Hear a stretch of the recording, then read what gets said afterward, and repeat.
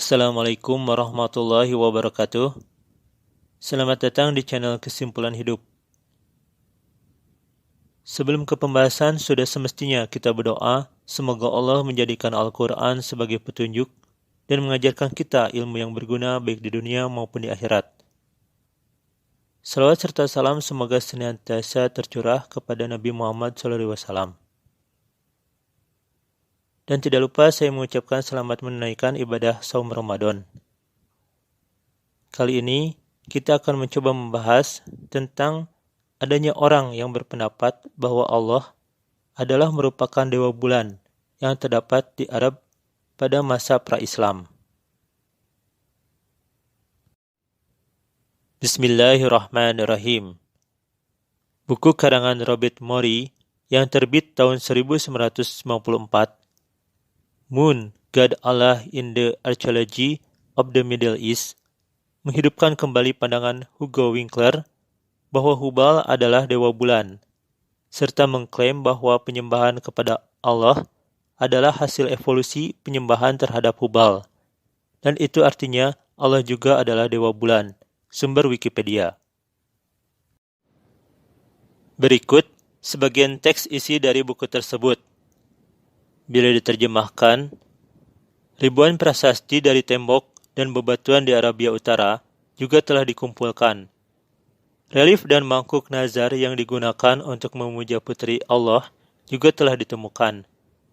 3 anak perempuan, Alat, Al-Uzza, dan Manat, kadang-kadang digambarkan bersama dengan Allah, sang dewa bulan, yang diwakili oleh bulan sabit di atas mereka. Sumber di Islamic Invention Confronting the World's Fastest Growing Religion, tahun 1992, halaman 215, yang sama juga dengan The Moon, God Allah in the Archaeology of the Middle East, tahun 1994, halaman 7-8, karangan Robert Morey. Al-Quran merupakan wahyu dari Allah. Kita akan membuktikan bahwa Allah bukan dewa bulan berdasarkan Al-Quran. 1. Tidak ada konsep dewa sebagai sesembahan di dalam kitab suci Al-Quran. Dewa adalah roh yang dianggap atau dipercayai sebagai manusia halus yang berkuasa atas alam dan manusia. Batara surya ialah matahari. Orang atau sesuatu yang sangat dipuja, gelar kasta atau golongan Brahmana. Sumber Kamus Besar Bahasa Indonesia. Para dewa dipercaya sebagai makhluk yang tak tampak dan tak dapat dijangkau. Mereka hidup di tempat-tempat suci atau tempat-tempat yang jauh dari jangkauan manusia, seperti surga, neraka, di atas langit, di bawah bumi, di lautan yang dalam, di atas puncak gunung tinggi, di hutan belantara, tetapi dapat berhubungan dengan manusia karena manifestasi atau kekuatan supranaturalnya. Sumber Wikipedia. Kita perhatikan pada teks tersebut, penyebutan para dewa berarti jumlah dewa lebih dari 1 atau banyak. Di dalam Al-Quran tidak mengenal konsep dewa, tetapi Al-Quran hanya mengenal satu Tuhan yang harus disembah, yaitu Allah, seperti dalam ayat Quran Surat Al-Ikhlas ayat 1. Katakanlah Dia Allah yang Maha Esa. Dan juga Quran Surat At-Tagabun ayat 13. Allah tidak ada Tuhan kecuali Dia, dan kepada Allah maka hendaklah bertawakal orang-orang beriman. Kedua, Al-Quran menegaskan bahwa tidak ada dewa sama sekali. Quran Surat Al-Anbiya ayat 22. Sekiranya ada di antara keduanya, langit dan bumi, Tuhan-Tuhan selain Allah, akan rusak keduanya, langit dan bumi.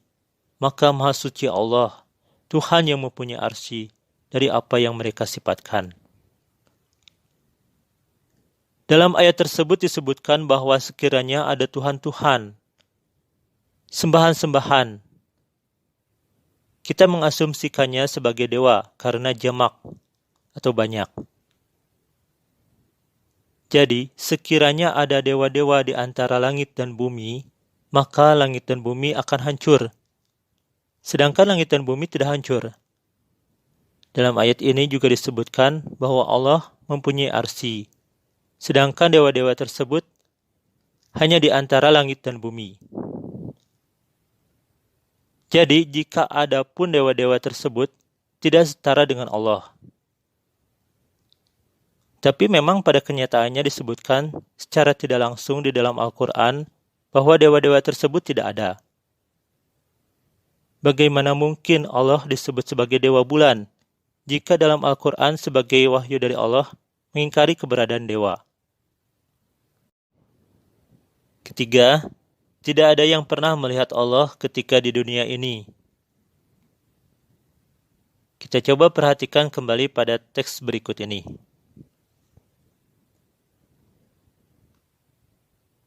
Disebutkan bahwa pada prasasti tersebut digambarkan putri Allah, digambarkan bersama dengan Allah. Pertanyaannya, apakah Allah dapat digambarkan? Kita coba perhatikan Quran Surat Al-A'raf ayat 143. Dan tatkala datang Musa pada waktu yang kami tentukan, dan berfirman kepadanya Tuhan, berkata Musa, "Ya Tuhanku, perlihatkanlah padaku Engkau agar aku dapat melihatmu." Allah berfirman, "Tidak akan dapat kamu melihatku, akan tetapi lihatlah pada gunung itu." Maka gunung itu hancur. Maka lemaslah Musa, pingsan. Maka setelah sadar kembali ia berkata, "Maha suci Engkau, aku bertaubat kepadamu, dan aku orang yang pertama beriman." Seorang nabi pun tidak dapat melihat Allah ketika di dunia ini. Secara logikanya, bagaimana mungkin ada orang awam yang melihat Allah, apalagi menggambarkannya? 4.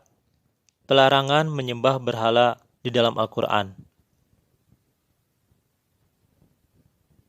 Dalam Islam, berhala adalah objek berbentuk makhluk hidup atau benda yang didewakan, disembah, dipuja, dan dibuat oleh tangan manusia.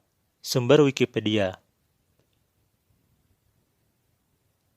Ribuan prasasti dari tembok dan bebatuan di Arabia Utara dari teks tadi adalah berhala jika disembah dan dipuja, dan juga dibuat oleh tangan manusia. Al-Quran tidak membenarkan perbuatan tersebut, sesuai dengan Quran Surat Al-Maidah ayat 90. Wahai orang-orang yang beriman, sesungguhnya minuman keras, berjudi, berhala, dan mengundi nasib dengan anak panah adalah perbuatan keji, dan termasuk perbuatan setan. Maka jauhilah itu agar kamu beruntung. 5. Allah adalah pencipta bulan.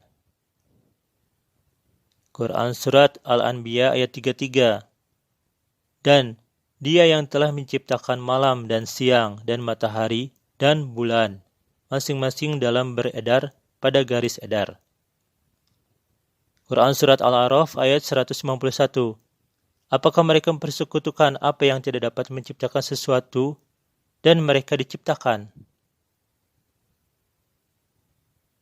Pencipta dan hasil ciptaan pastilah tidak sama. Tidak akan mungkin hasil ciptaan disamakan dengan penciptanya. Dalam ayat tersebut jelas disebutkan bahwa Allah menciptakan bulan. Sangatlah tidak mungkin jika bulan disamakan dengan Allah, atau sebaliknya. 6. Pelarangan menyembah bulan. Quran Surat Fussilat ayat 37. Dan dari tanda-tandanya, malam dan siang dan matahari dan bulan. Jangan kalian bersujud kepada matahari dan jangan pada bulan. Dan bersujudlah kalian kepada Allah yang menciptakan mereka, jika kalian hanya beribadah kepadanya. Jika Allah adalah dewa bulan, tidak mungkin ada ayat yang melarang untuk bersujud kepada bulan. 7. penyembahan terhadap Allah pra-Islam. Penyembahan terhadap Allah memang sudah ada sebelum Nabi Muhammad SAW diutus menjadi Rasul. Terbukti dengan nama dari ayah Nabi Muhammad SAW, yaitu Abdullah. Dikarenakan leluhur Nabi Muhammad SAW, yaitu Nabi Ismail alaihissalam, hanya menyembah Allah. Berdasarkan Quran Surat Al-Baqarah ayat 133. Apakah kamu menjadi saksi saat maut akan menjemput Yakub ketika dia berkata kepada anak-anaknya, "Apa yang kamu sembah sepeninggalku?" Mereka menjawab, "Kami akan menyembah Tuhanmu dan Tuhan nenek moyangmu, yaitu Ibrahim, Ismail, dan Ishak, yaitu Tuhan yang Maha Esa, dan kami hanya berserah diri kepadanya." Tetapi setelah beberapa generasi dari Nabi Ismail alaihissalam, di Arab terjadi distorsi penyembahan, dan Nabi Muhammad SAW diutus untuk meluruskan kembali kepada ajaran dari Allah Subhanahu wa Ta'ala, yaitu agama Islam, dengan berpedoman kepada Al-Quran. 8. Nama Dewa Bulan bukan Allah. Tidak ada bukti konkret yang menyatakan bahwa Allah adalah Dewa Bulan. Berikut ini nama Dewa Bulan. Pada awal abad 19, Hugo Winkler mengungkapkan spekulasinya bahwa Hubal adalah Dewa Bulan. Dan pandangan ini terus diulang-ulang sarjana lain. Anggapan tersebut disimpulkan dari teori Ditlev Nielsen bahwa mitologi Arab Selatan berlandaskan ketritunggalan Bapa Rembulan, Ibu Mentari, dan Bintang Kejora atau planet Venus yang dipercaya sebagai putra mereka. Sumber Wikipedia. Sin atau Shuen atau Nannar adalah dewa bulan dalam agama Mesopotamia di Sumer, Akkad, Asyur, dan Babel. Nannar adalah dewa Sumeria, putra dari Enlil dan Ninlil, dan diidentifikasikan dengan Sin dari agama Semitik kuno. Dewa bulan dengan nama yang sama kemudian disembah di Arab Selatan. Sumber Wikipedia. 9. Allah tidak mempunyai anak. Kita baca kembali. Ribuan prasasti dari tembok dan bebatuan di Arabia Utara juga telah dikumpulkan. Relief dan mangkuk nazar yang digunakan untuk memuja putri Allah juga telah ditemukan. 3 anak perempuan Allat, Al-Uzza, dan Manat kadang-kadang digambarkan bersama dengan Allah, sang dewa bulan yang diwakili oleh bulan sabit di atas mereka. Sumber buku dari Robert Murray. Kita coba perhatikan Quran Surat An-Nazm ayat 19-23. Maka apakah kalian memikirkan Al-Lata dan Al-Uzza dan Manat yang ketiga yang lain? Apakah bagi kalian laki-laki dan baginya perempuan? Demikian itu pembagian yang tidak adil. Tidak lain mereka kecuali nama-nama kalian menamainya, kalian dan bapak-bapak kalian. Tidak menurunkan Allah dengannya dari kekuasaan, tidak lain mereka mengikuti kecuali sangkaan dan apa yang diinginkan hawa nafsu, dan sesungguhnya telah datang kepada mereka dari Tuhan mereka petunjuk. Maksud dari kata kalian ini adalah orang-orang yang menyembah Lata, Uzza, dan Manat. Lata, Al-Lat, adalah berhala dewi yang disembah oleh bangsa Arab Jahiliyah dan dianggap sebagai salah satu anak Tuhan bersama dengan Manat dan Uzza. Sumber Wikipedia. Al-Uzza adalah salah satu dari 3 dewi utama yang disembah oleh bangsa Arab Jahiliyah. Berhala ini dianggap sebagai salah satu anak Tuhan bersama dengan Lata dan Manat. Uzza dianggap sebagai dewi perang suci dan yang paling muda di antara berhala dewi yang lain. Sumber Wikipedia. Manat adalah dewi semit yang disembah di Jazirah Arab sebelum kebangkitan Islam pada abad ke-7. Manat juga merupakan julukan untuk berhala yang terbuat dari batu keras milik Bani Huzail di Gunung Gudaid al-Mushalal yang disebut dalam teks-teks Islam. Sumber Wikipedia. Menurut buku yang berjudul Book of Idol, Kitab Al-Asnam, yang dikarang oleh Ibnu Al-Kalbi, Manat diyakini oleh bangsa Arab Jahiliyah bahwa ia adalah dewi keyakinan dan sebagai anak tertua dari 3 anak Tuhan. Ia dikenal juga dengan nama Manawat bagi suku Nabatea dari Petra yang sejajar dengan Dewi Nemesis dan dianggap sebagai istri Hubal. Sumber Wikipedia. Memang dari teks Robert Murray menyebutkan bahwa Allah mempunyai putri, yaitu Alat, Al-Uzza, dan Manat. Tetapi dijelaskan di dalam Al-Quran, Quran Surat An-Nazm, ayat 19-21, bahwa yang beranggapan Allah mempunyai anak adalah orang-orang yang menyembah Lata, Uzza, dan Manat tersebut. Sedangkan Allah tidak menurunkan keterangan tentang hal tersebut, atau Allah tidak menerangkan mempunyai putri dan memerintahkan untuk menyembah dewi-dewi tersebut. Dan sebenarnya hal ini tidak membuktikan bahwa Allah adalah dewa bulan, dikarenakan pada Book of Idol menyebutkan bahwa Manat diyakini oleh bangsa Arab Jahiliyah sebagai anak Tuhan, dan Manat adalah istri Hubal. Sedangkan ada referensi lain menyebutkan bahwa Hubal dipercayai sebagai dewa bulan, seperti dalam teks berikut.